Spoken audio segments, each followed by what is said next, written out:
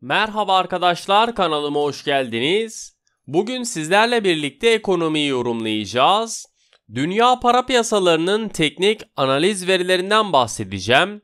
İlk olarak genel bir piyasa yorumumu yapacağım ve arkasından ons altın ve gram altınla ilgili teknik analizlerimi yapacağım. Arkadaşlar, kanalıma abone olmayı, beğenmeyi ve aşağıya yorumlarınızı bırakmayı lütfen unutmayalım. Bu hafta gözler FED toplantısında olacak. Borsa İstanbul Endeksi geçen haftayı %0,18'lik yükseliş ile 1522 seviyesinden kapatırken işlem hacmimiz ise 8,8 milyar Türk lirası olarak gerçekleşti. 29 Ekim Cumhuriyet Bayramımız nedeniyle Cuma günü yurt içi piyasalarında işlem gerçekleşmezken Perşembe günü çok dar bir bantta hareket eden endeksin en yüksek 1524 seviyesini görürken en düşükte 1516 seviyesinden işlem gördü.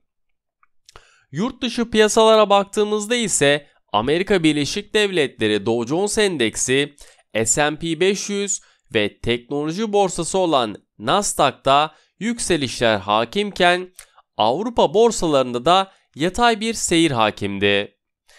Roma'da gerçekleşen ve yaklaşık 1 saat 5 dakika süren Cumhurbaşkanı Recep Tayyip Erdoğan ile Amerika Birleşik Devletleri Başkanı Joe Biden'ın görüşmesinde F-16 satın alma talebiyle birlikte savunma ve ekonomik ilişkiler ele alınırken Cumhurbaşkanı Recep Tayyip Erdoğan'ın F-16'ların modernizasyonu ve yeni alım konusunda Biden'ın olumlu yaklaşımını gördüm diye konuşmalarını eklerken iki ülke ilişkilerini güçlendirmek için ortak mekanizma kurulmasında mutabık kalındı.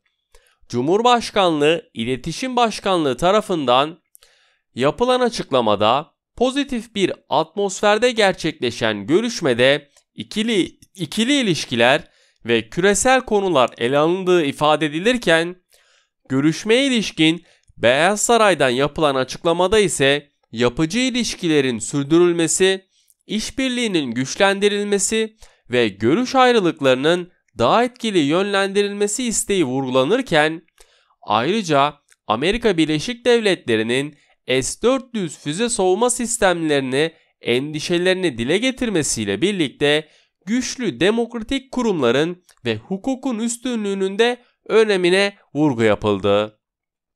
Amerika Birleşik Devletleri ve Avrupa Birliği arasında ilk olarak 2018 yılında gündeme gelen ve 3 yıldır devam eden ithal çelik ve alüminyuma ilişkin ilave gümrük vergisi anlaşmazlığında da uzlaşı sağlandı. Avrupa Birliği Komisyonu Başkanı Ursula von der Leyen, çelik ve alüminyum gümrük vergilerini askıya almak ve yeni bir küresel sürdürülebilir çelik düzenlemesi üzerinde çalışmaya başlamak konusunda anlaşma sağlandığını açıkladı. Haftanın en önemli yurt içi gündemi ise çarşamba günü açıklanacak tüketici fiyat endeksi verisi olacak. TÜFE'nin aylık bazda %0,1 artarak %1,35 olması beklenirken yıllık bazda ise %19,7 olması bekleniliyor. Yurt dışında ise yine çarşamba günü açıklanacak olan Amerika Birleşik Devletleri Merkez Bankası FED faiz kararı olacak. FED Başkanı Jerome Powell'ın kararın ardından basın toplantısı düzenlemesi bekleniliyor. Zincir Marketler Rekabet Kurulu'nun fahiş fiyat soruşturması kapsamında kestiği toplam 2 milyar 671 milyon Türk liralık idari para cezasını yargıya taşıyor. Halka açık şirketlerden biri olan Migros'un ardından BİM ve ŞOK'ta da yasal süreç başlatacaklarını duyururken Sağlık Bakanlığı tarafından da açıklanan verilere göre son 24 saat içerisinde 23.948 vatandaşımızın testi pozitif çıkarken 201 vatandaşımız da hayatını kaybetti. Her iki dozunu yaptırmış, tam anlamıyla aşılanmış vatandaşlarımızın nüfus oranı ise %78,39 seviyesinde gerçekleşti.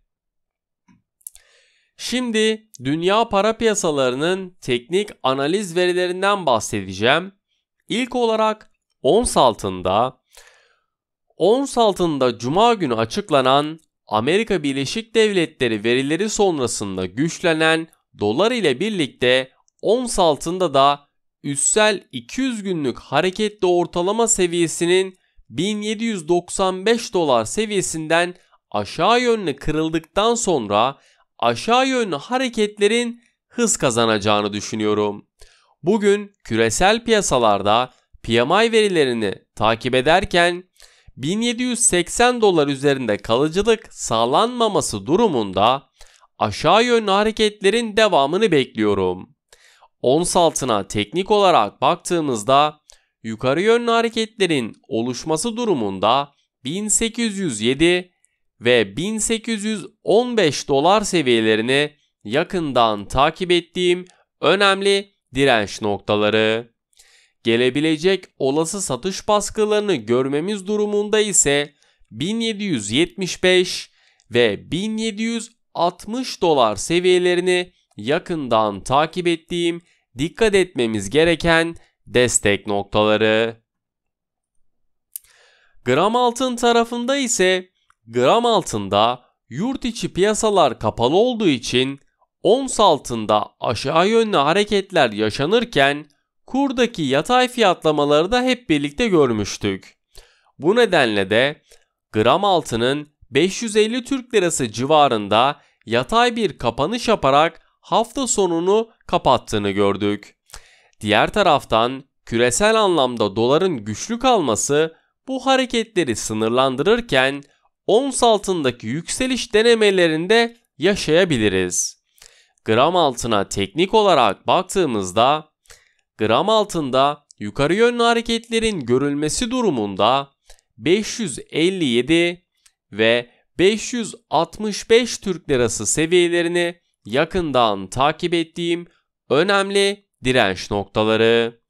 Gelebilecek olası aşağı yönlü hareketlerin oluşması durumunda ise 545 ve 525 Türk Lirası seviyelerini yakından takip ettiğim, dikkat etmemiz gereken destek noktaları. Beni dinlediğiniz için teşekkür ederim. Maybe you should take